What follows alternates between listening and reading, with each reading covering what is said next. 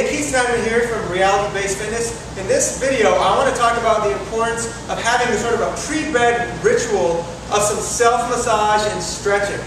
A lot of people talk about it, they say they do it every now and then, but how many people really do it is the key. If you can get in the habit of going to bed with your muscles in a better state, your nervous system in more of a parasympathetic dominant state rather than the common fight or flight or sympathetic state, you're going to have better sleep. And I know because every time that I do this and I'm consistent, I sleep better and I feel better when I wake up in the morning. Totally subjective, but that's all we have really to go off is our feelings. So one of the first things you would want to do before you do the stretching is to do some self-myofascial release. We've got many options. We've got the foam roll.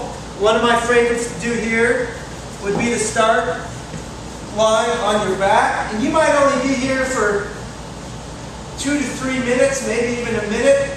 You might set the tone by just working on some abdominal breathing here. Just trying to kind of unwind from the day.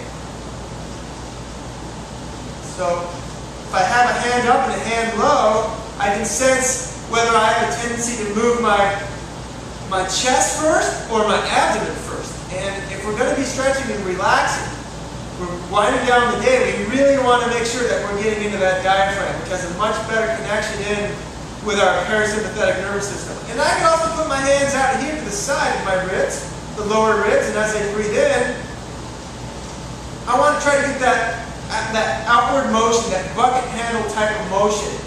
And I might only do 5 to 10 breaths of each.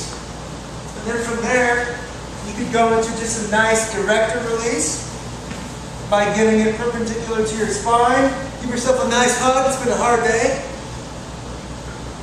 And just up and down 10 to 12 times. You could lean a little more to one side to influence one set of directors. If I was a person that had a fixed kyphosis or more of a flexed spine, I might come in here and get in a couple little extensions here. Usually from about maybe T7, T8 up. You wouldn't want to do this too low. From here, this flows real nicely right into the glutes. So if I take a seat here, I can spend 20 to 30 seconds just rolling out my right glute area, including the piriformis. By stretching this, I can get a little more into the hip rotators. And if I found an area that was particularly sore or tight, if that's what we want to call it, I might sit there and I might hold for 10 to 12 seconds. See if I can get it to release or relax. And of course, I'm going to want to do the other side. Another fan favorite, a good area is to get the lateral quad.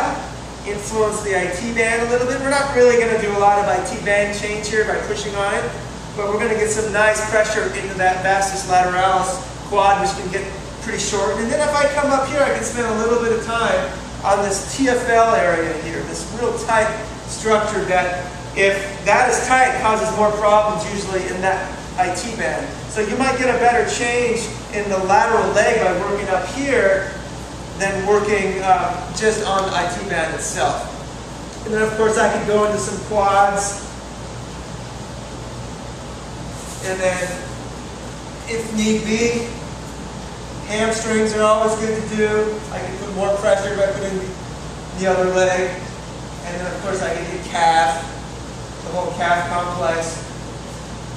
Me, I'm particularly tight in the lats. I usually will do some work up under the axillary region or armpit region, trying to get right on the lateral border of the scapula. There's some really key attachments there. I might add in a little kind of active stretching here, just trying to get that to release. You can also even get your pecs with the foam roller. It's not ideal, but it's better than nothing. You just put your chest on there and you can roll in different patterns.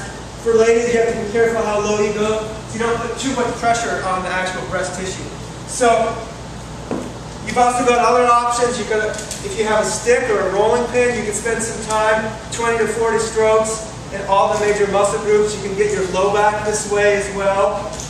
I actually have a 2-disc DVD set which goes over all this stuff, but these are just some examples just to give you some tips.